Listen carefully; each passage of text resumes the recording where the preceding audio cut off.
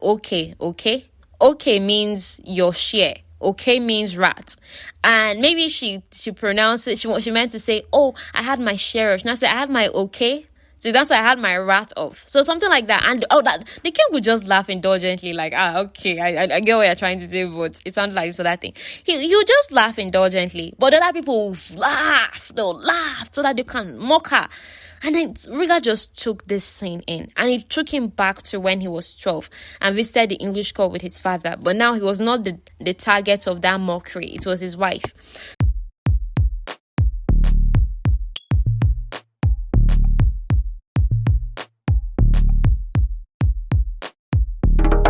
Hello, Novels and Bits listener. What's up? Okay, it's been a week. I know.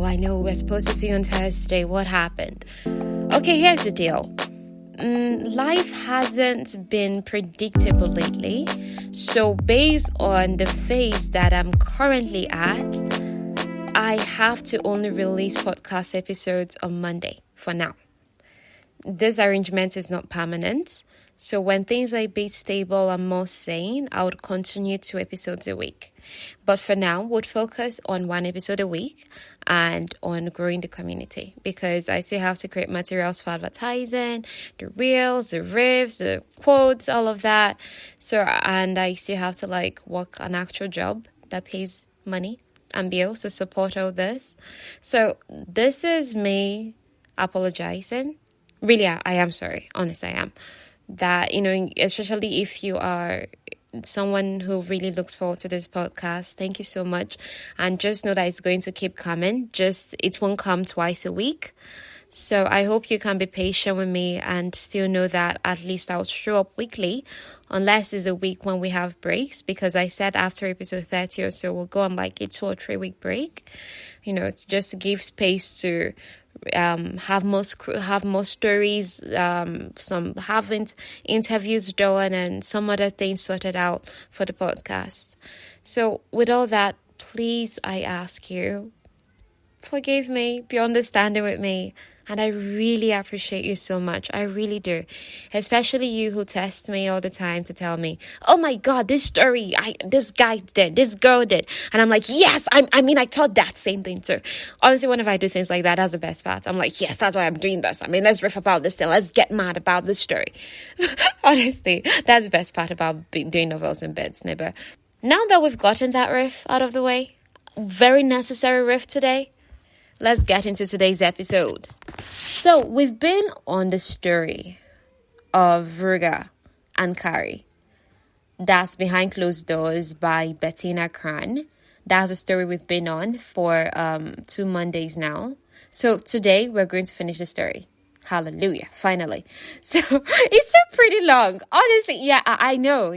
I really had to jump back a lot. I had to summarize a lot and stuff. But I still really hope you get all the emotions, all of the gist, all of the angst, even though everything just summary, let's just go through it.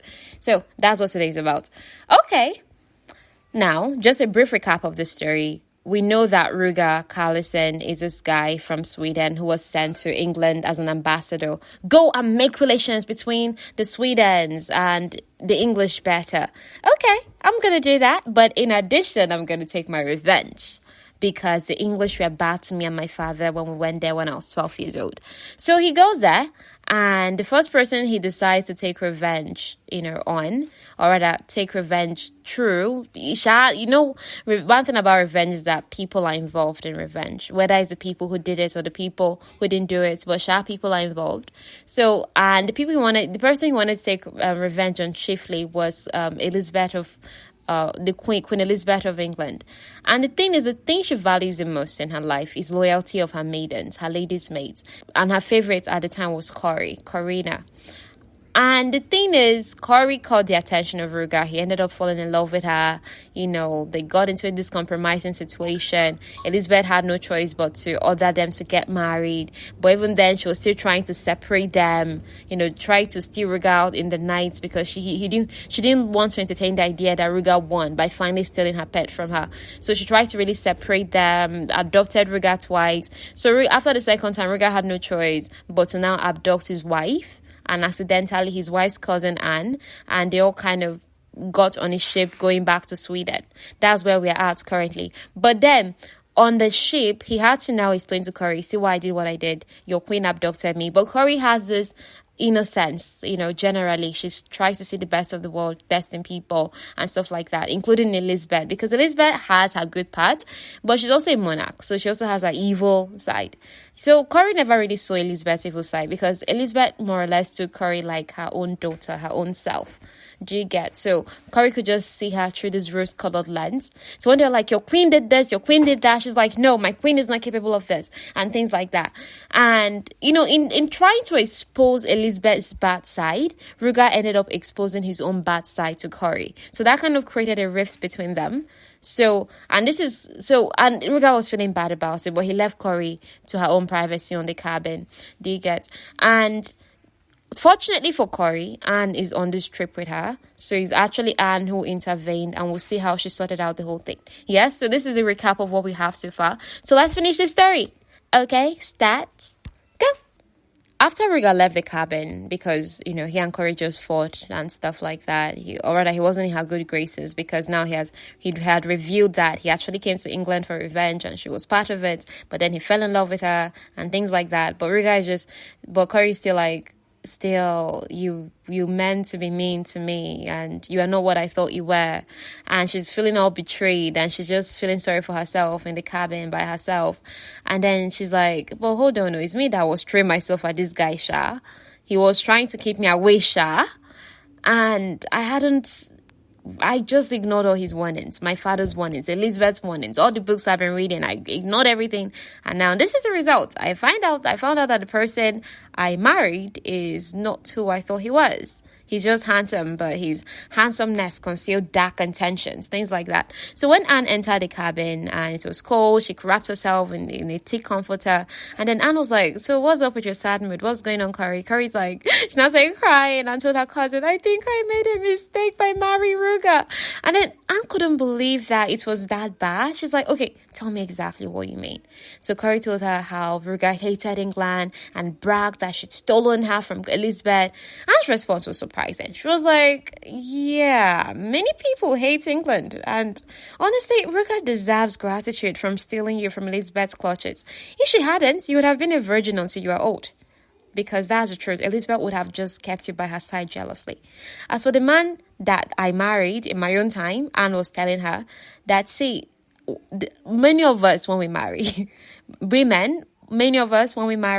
our husbands turn out not to be the person we expected them to be. And that's okay.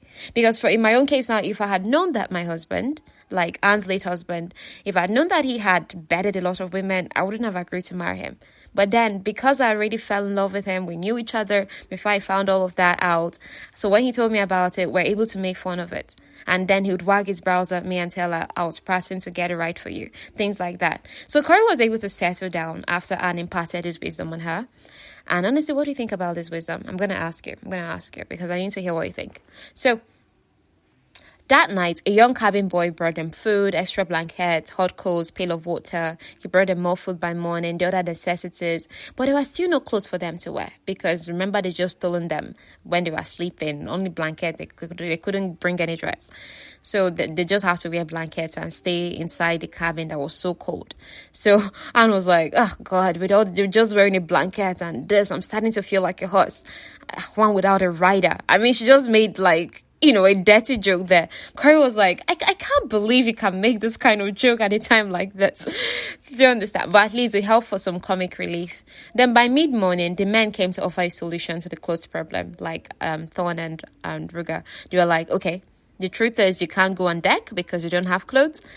But look at the thing here. We have clothes. Yes, and we can give some of them to you. You can alter them and you wear them. So whenever the seamen are below deck, you can come on deck so that you can breathe air outside the cabin. Just that kind of arrangement. Obviously, they had to agree and things like that. Rugar missed Corrie intensely. He couldn't stop thinking of how his anger at the queen and her loyalty to that same queen had torn them apart. After they'd gotten dressed, Anne gave them some privacy in the cabin. Like, they've already altered the clothes. Everybody's now wearing man's clothes. They now said, okay, both of you, I'll leave you to talk. So Rugar apologized to Corrie sincerely and told her the truth of why he came to England. Believing the bitter experience that he and his father faced at the English courts was painful for him. And it embarrassed Corrie, because she's like, oh God, I can't believe my people were that mean to your people. Oh God.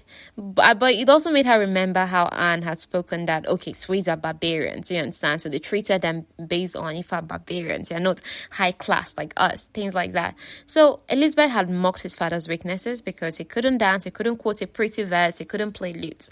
But he could fight, he could negotiate peace terms with the most cantankerous man. But Elizabeth had overlooking those good qualities of his dad. So Rugar had learned to be everything his father was and wasn't, and then he returned to England the perfect man to take revenge. He had intended to steal the women's loyalties, as Elizabeth had stolen the loyalties of the other Sweden delegates that came with his father, and then she had caused his father great shame. It hurt Corrie to hear what he went through and what he had intended for the court women, including herself. She stopped him from talking. She looked away from him. He begged her to look at him and listen. He explained that although it was revenge that drove him to chase her, he had wanted her even without revenge in mind. His expression was like, I am so pained. Please just look at me. I promise you turned all my plans upside down. And look at the thing about Corrie. She couldn't dance, right? She kissed well. She chased reindeer. She surprised him with interest in his homeland. She declared her love for him in public when she played the vaginal instrument and he sang along. Like, they had so many bonding moments. Yet he had tried to resist her, to protect her, but she kept coming to him. She was untarnished, pure, and like sunlight dancing on the ocean. Everything about her was fascinating and wonderful, and he wanted to preserve it. Since he's lost his innocence of life, not just sexually at 12, because people always assume, oh, you lost your innocence. But then we saw from the previous episode when Corrie told Rugar that, but you already have my innocence. I mean, you showed me all these wonders. You made me see the world like this. So innocence is not just sexual implications right now. It's like everything else. How do they view life? What kind? Are they jaded? Do they see it through like, oh, life is beautiful. It's, oh my God, everything about life, you just have to work to earn it. That was losing your innocence. Okay, so for Rugar, since he lost his own innocence at 12, he didn't want to take any other person's own. But then Corrie had offered her own to him. Do you get? And he hadn't planned on marrying, not to talk of marrying her. But he didn't regret it at all. He confessed his love for her and how she'll always be his heart, the best part of him. He wanted to make a home with her, but in Sweden alone, because obviously now they can't return to England since they snuck away. Did she mind so much? Corrie didn't. It was her desire to travel and see the lands. And this was a perfect opportunity. She threw her hands around him and kissed him, and they surrendered to making love. Meanwhile, Anne tried to go above deck, and after she left the room for privacy now, she tried to go above deck, but Tom was like, he got in her way and told her, see, our agreement with the captain is that you cannot go above deck dressed in a man's clothes unless the seamen are below deck. It's scandalous. Anne was like, but I don't have anywhere to go because Corrie and Rugar, they're talking in the cabin. Then he had to bring her to his own cabin. Then his cabin, they got into an argument about how she was wearing his trousers. According to Tom, she's not wearing it right, but Anne had to explain, see, a woman's anatomy differs from your own anatomy. So I had to make adjustments as necessary. She even had to go the extra mile and tease him like, okay, I noticed that your cord piece, the cord piece is literally like a part of the clothing that holds the man thing. I can't say that explicitly on this podcast, what you get now, the man thing. So she had to go the extra mile to tease him about that part of his anatomy, that the cord piece was big. It's like your man thing. Is it really that big, or is it just wishful thinking on your part? Tom was like, God, you're so bold and shameless. But at the same time, he was excited by it. He's like, God, you have such a foul mouth. You shouldn't have such a foul mouth. And Anne was like, well, there's only one way to sweeten it. So tensions were already high, and before long, they were in this intense makeout section that the writer described so flowery. So halfway through, he left the room to think about what he was doing. Like, hold on, why am I, he just pushed away from her, left the room, went above deck, and he was like thinking about it. Why am I getting involved with Anne like this time and time again? Then it dawned on Tom that I actually want to be with this woman. I know he's not going to be like any other woman I've been with that always leaves me feeling slightly guilty. but I really want to be with this woman. So by the time Tom returned to the cabin, because he wanted to let Anne know that I want to be with you, she had already left the cabin. So since Corrie and Rugar were back together, they were to share their own cabin, which meant Anne and Tom needed to have separate places to sleep, because the initial arrangement had been Anne and Corrie, the women had the cabin together, the men had the cabin together. But now with Corrie and Rugar, reconciled and sharing one cabin as husband and wife, Anne and Ton had to find their way. But obviously, since Anne is a woman, Ton just okay, the cabin I was sharing with Rugar, you can sleep there. Me, I'm going to just sleep where the same men normally sleep. So quietly, definitely directly between the both of them, Anne was like, Ton, you can share my bed, but you have to say what I want to hear. Unfortunately for the guy, he had no damn clue what she wanted to hear. The thing about Ton is he's really slow. He's really slow in catching on. Unlike Rugar, that is, sharp guy. Ton is quite slow.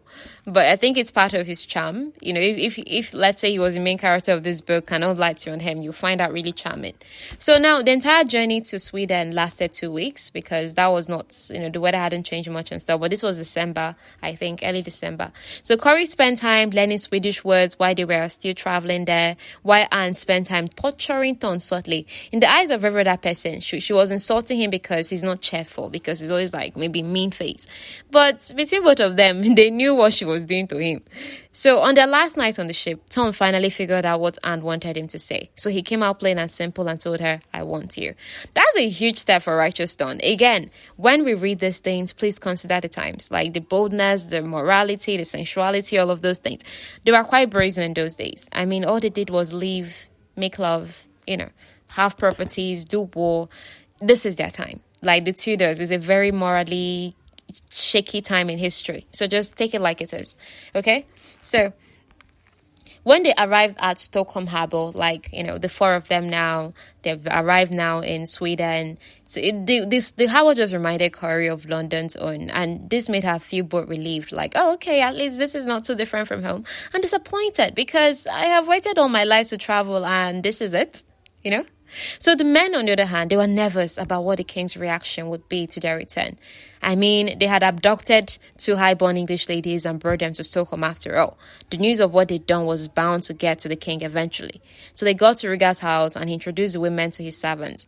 They were so shocked, his servants, and they couldn't hide their shock. Corrie tried to reassure them in the Swedish words she knew, but it didn't help much. Now, Tom couldn't open his house at the same time as Rugar, or it would be obvious they both returned and they were trying to stay low-key for a while. So everybody would bunk down at Rugar's for a while. Anne was the main reason why the men were nervous, actually. Because they were okay, we can explain Corrie's own as far. She's your wife. But then what are we going to say about Anne?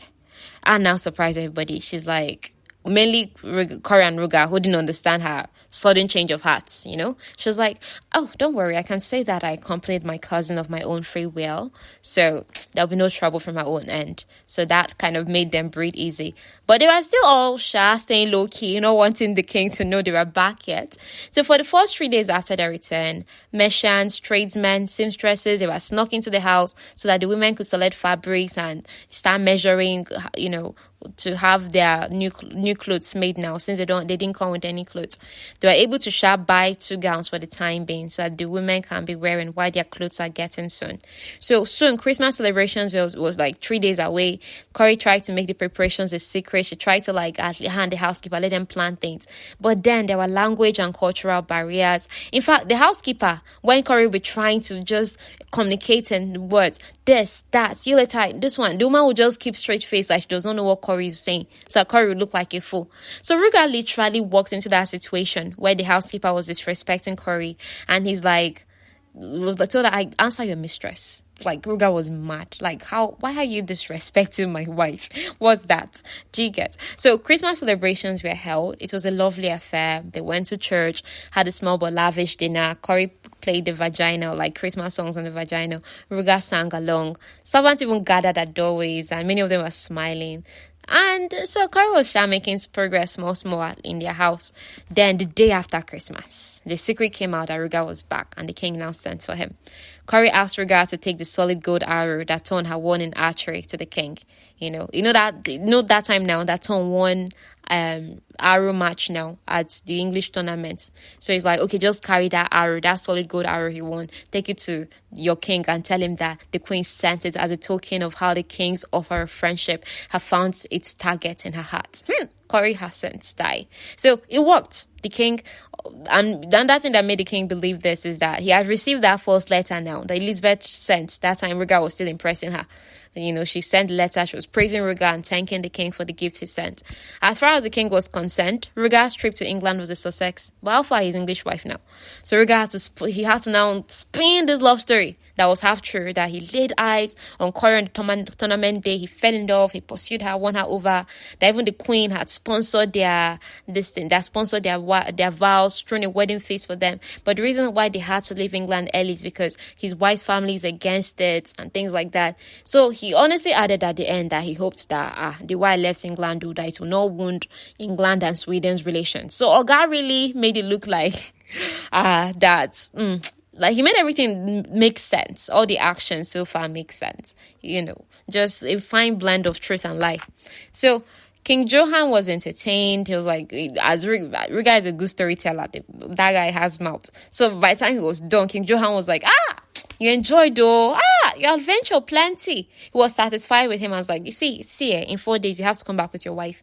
I want to see her. We'll have a feast in the palace, But then there was a problem. Corrie did not have anything to wear. That's a big deal for a woman. Fortunately, they were able to find something nice for her to wear, really nice. And then she also practiced with Rugar on how to greet the king, the other nobles, and then they now went to the palace. At the palace, Corrie was seated with some women. And then she tried to make conversation with them in her accented Swedish tongue. But they were silent, and they made fun of her among themselves. Rugar was so annoyed when he noticed their treatment of his wife. There were more people against the English bride than for her at court. Many women who had hoped that the wealthy counts would marry their daughters, they were more against Corrie. And then they now drag their husbands to see her the same way as well. Don't talk to that girl. Don't even come and do like accepting her. Do you understand that kind of thing? And then when Corrie stumbled in speech, because Swedish is not a language that she was born or trained with. I mean, she's just been learning this thing for like how long? 1 month? Like, do you understand? And she's been learning fast though. This is someone who already knows how to speak 3 other languages with ease. So when she would stumble in speech and she pronounced a word that, maybe, for instance, now in Igbo, we have maybe 2 words that sound alike. Maybe, what now? This now, okay.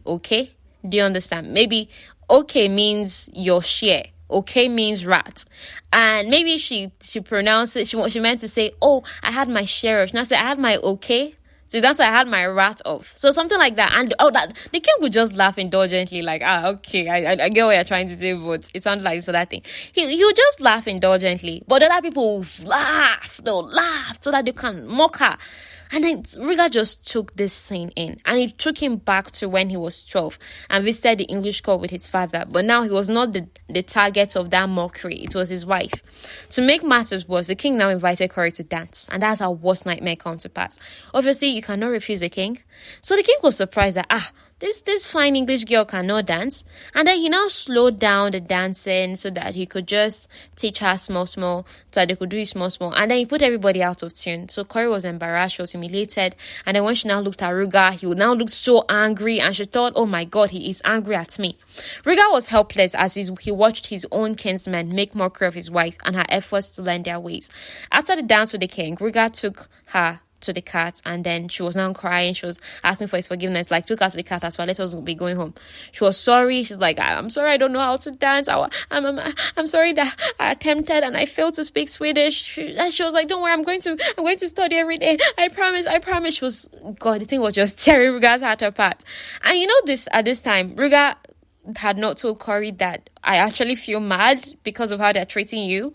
He's just quiet and just like internalizing everything going on because he just can't believe what is going on. Because these are people he grew up with. He knows them as lovely and everything. But is this how they're treating someone he loves just because she's a foreigner? Do you understand? So the remembered sorrow and shame from his time at the English court, it hit him like a foot. because the roles are now reversed. And it was now so tense. He shut her off, and then she felt like she did something wrong, unaware that Oga was dealing with his own thing. She cried until she slept off. Her heart was hurting, and then Rugar now drove them home. Then as they arrived, he carried her to her bed, and he went out immediately because he was so angry. Then Tom went out to find him, and then the house was left vulnerable. Although there are footmen in the house, so I mean people that will guide the house normally. But then if, let's say, dumb people, strong people are coming for something, the men of the house are not there, so the house is vulnerable. And unbeknownst to Rugar and Ton, Jack and Maurice Lombard were in town. Jack is Corrie's dad. Maurice Lombard is the queen's spy. Like that has something to gain from, skulking about. So Jack and Maurice, they were in town, and they had been waiting for an opportunity to steal the women back to England. Because Ton and Rugar were out, like I said, they had a chance. And the thing is, they also hired some local, Swedish people that you can buy with coin to help them successfully steal the girls. And however, on the ship, after they've stolen the girls, those women, they joined forces, they beat Lombard up. Like, why would you bring me out to Stockholm? Did I ask you to bring me out? He was confused. Shouldn't they be grateful he helped them get out of there? God doesn't know what's going on. So Corrie was so withdrawn and quiet the entire time on the ship, both because of the incident that last happened between her and Rugar and the fact that she may never see him again. She believed he no longer wanted an English bride and he wouldn't come after her. And her father truly saw that, I make mistake. Oh, this my daughter actually really likes this guy. She didn't just marry him because they had scandal. But father's pride. So throughout the time on the ship, Corrie and her father's relationship was very poor, very cold and icy. So when Ton and Rugar, they finally returned, after Rugar had gone out to, because he was vexing to clear his head and things like that. He came back and, his wife is gone. And they knew it's the handwork of the queen because of a parchment, like a piece of paper that was left behind with her wax seal, ER. It means Elisabetta Regina. So Rugar was both angry and he felt as if all hope was lost. Now, it wasn't just a matter of bringing her back. But would she want to come back after his people had scorned her? So you see, the situation now is different. It's not a matter of, they stole my wife, let me go and get her back, I love her. It's a matter of, I know what this girl went through when she was last here. Does she want to come back? And then on her own part, it's like, I was too much of a foreigner. Maybe he doesn't even want me. Maybe he even preferred that he marries someone that is like him, so a Swedish woman. So that's a very big divide right now because neither of them know if the other person still wants them, right? So meanwhile, Corrie finally learned that Anne and Ton, they had been getting at it the whole time in Stockholm. She was slow when it came to things like that. I mean, Anne and Ton, they were in love. It wasn't fair that because of the queen's order, Anne was taken from Ton without warning. The cousins, they just sat together. They were just moping, both of them miserable. So once they arrived in London, they went straight to see the queen. Corrie had lost her girlish awe for Elizabeth, like that, my queen can do no wrong. Because why would you steal me away from my husband's side to prove a point? What is it? Why are you just being a possessive woman who wants your lady's love, affection, and loyalty all for yourself? What? Obviously, she didn't say all these things to her, but Elizabeth could just sense that Corrie is just cold and cool, and she's like, okay, that just go and rest in your father's estate first.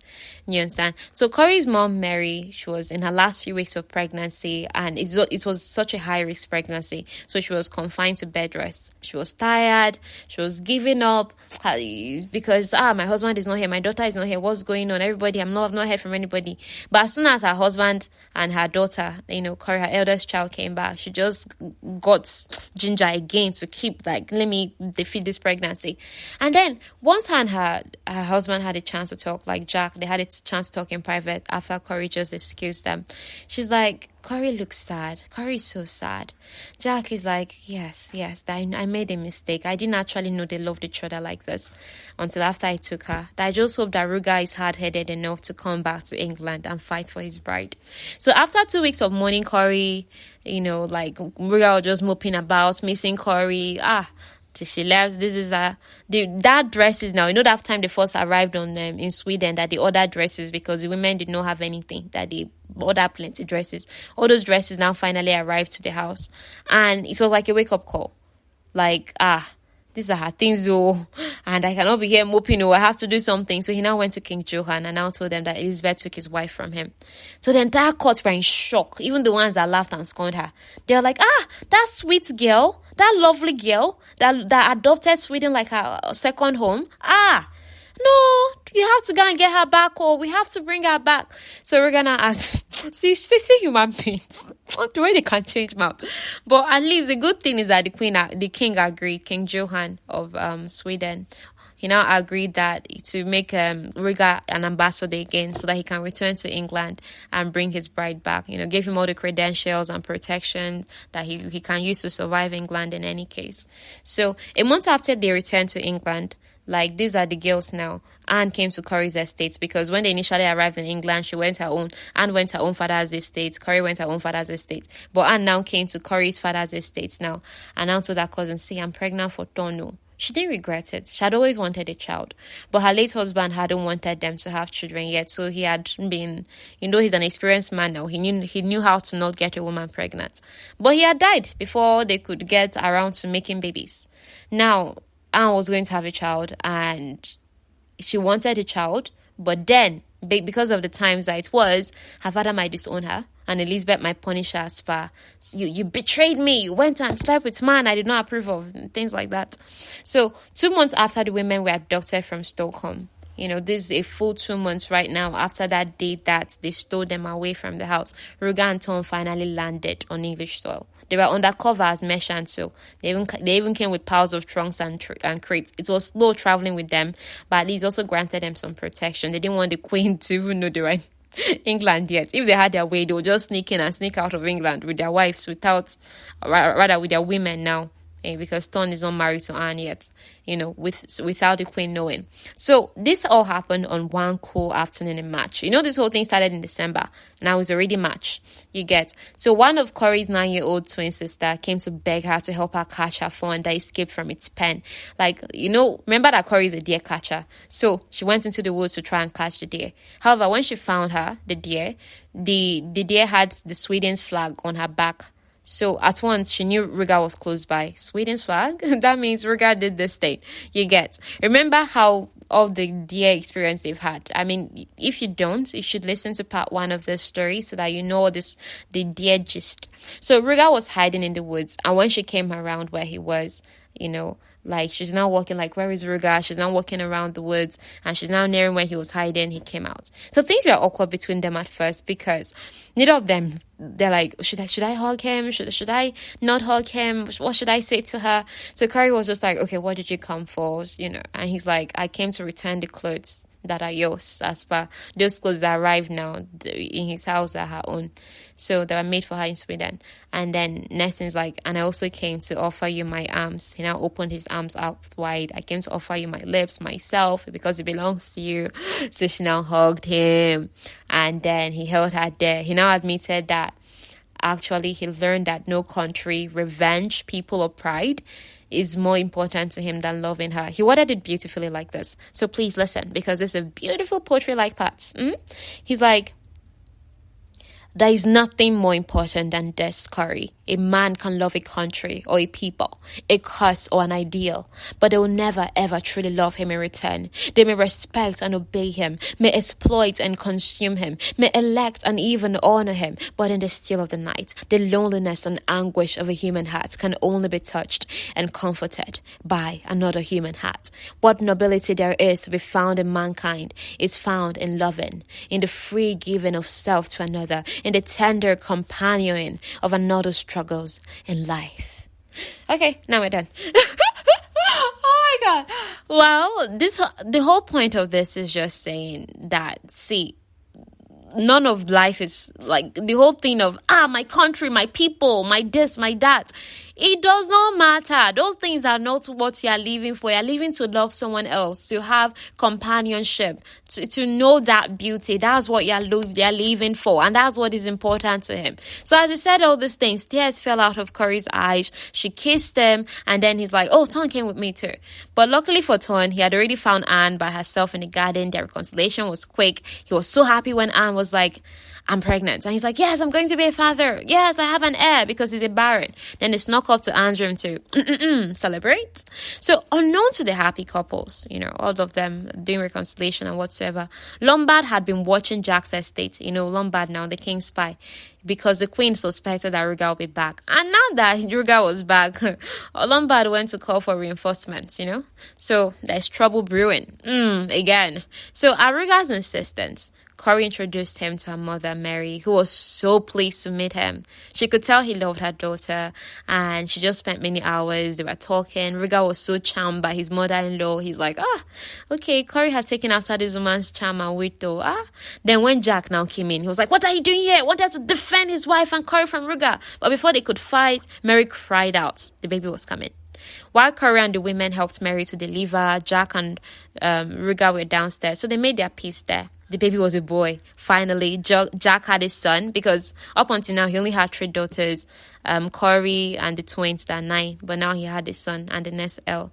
Corrie was no longer the heiress and the future countess. But it doesn't matter, because she's still Rugar's countess. So she's still a countess in her own right. And she will no longer inherit her father's title, since her father now has a son. Okay, so much later, this is after Corrie and Rugar had celebrated, they have made love, they now remembered, Tono, let's go and tell them, let's go and tell Anne that Ton is around. But by the time they came to Anne's room, they found her and Ton together. Ton had already proposed, they were going to get married. Both of them were so embarrassed to be found together. Both of them were so red. So by morning, the Queen's guards arrived. Everybody had just been happy yesterday. Then by morning, trouble came. The Queen's guards arrived, they arrested Rugar and Ton. It was a hard fight because they fought now, like da-da-da-da. But they were outnumbered, so they still carried the 2 men. But before Rugar was taken, he managed to tell Jack about his ambassador credentials. So Anne and Corrie, they were brought to the palace too, because the Queen demanded it. So Corrie was kept locked in a room, a comfortable room, but she kept praying for Rugar. She was like, this guy is proud though. And he might make matters worse for himself when he's called upon in judgment, but she was praying for him. Then Elizabeth sent for Corrie and told her that, okay, the reason why I brought you in is as a witness against your husband. And this is a singular confrontation this duo had in the book. And boy, it was powerful. I wish I could really go into details of this confrontation. But look at the gist of it. Elizabeth felt she was right because Rugar had taken her subjects from her without her permission. Corrie was like, I am his wife. That's a position greater than being your subject or your pet. The Queen was convinced that Rugar had poisoned Corrie's mind against her. But Corrie was like, look, it's not so. Why do you always see love as far? If I love my husband, I cannot love you. That the heart makes room to accommodate more love. That's just the gist of it. Elizabeth was pricked though, but she had her pride. You understand?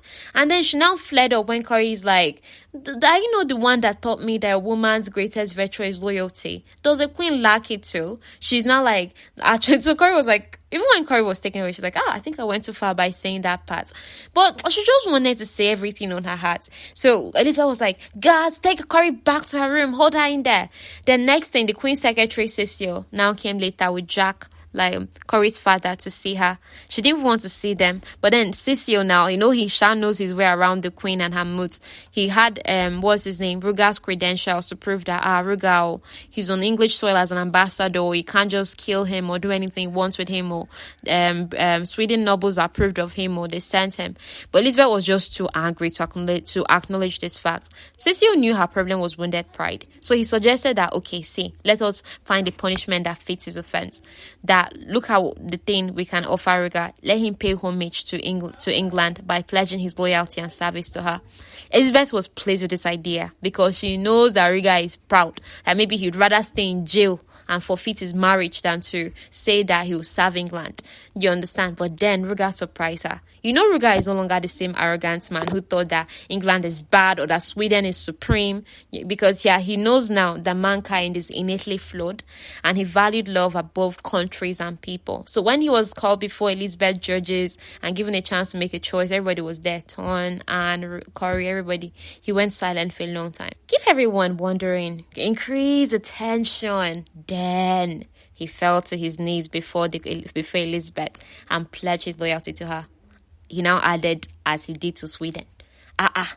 Elizabeth was like, what was that supposed to mean? He now explained to Elizabeth, see, I've already sworn loyalty to Sweden. I cannot take it back, but I can only add loyalty to England on top.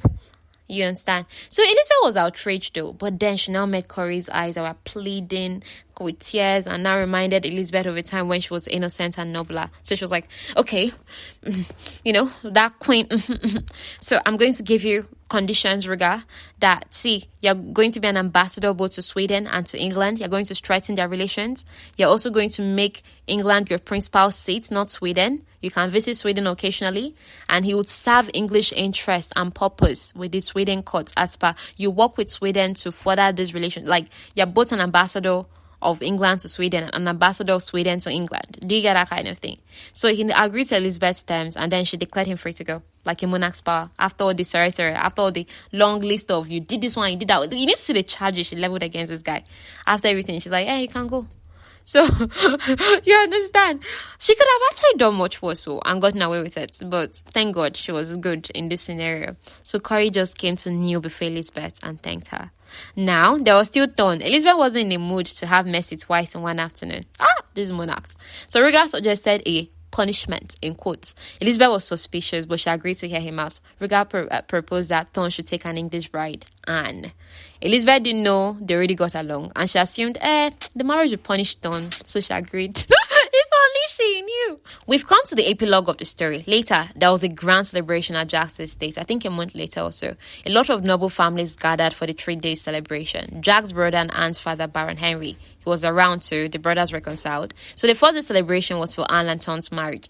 Day 2 was for Corrie and Rugar's 5-month-old marriage. Then day 3 was for the christening of Corrie's baby brother, the new heir of the earldom of Straffen. His name was Rugar Huntington. So Rugar and Corrie, they were given a house as part of her amended dowry settlement. Anne and Thorn, they also got a house close to their own, like to Rugar and Corrie's now. So everybody kind of lived happily ever after. The end. It's a good story, right? Okay. So I'm so glad we came to the end of this story, finally. This last part. If you know the ephesians I did to cut this story short. But I really hope you got the whole gist, and I would love to hear what you think. Wherever you're listening, especially on Spotify and Apple Podcasts, don't forget to rate and review. Then if you're on Apple Podcasts, please review the podcast too. Like, you can only rate on Spotify, but you can review and rate on Apple Podcasts. Please don't forget, and tell someone about the podcast if you enjoyed it. That's all. Thank you. Bye. See you on Monday. Not Thursday, Monday. Thank you. Bye.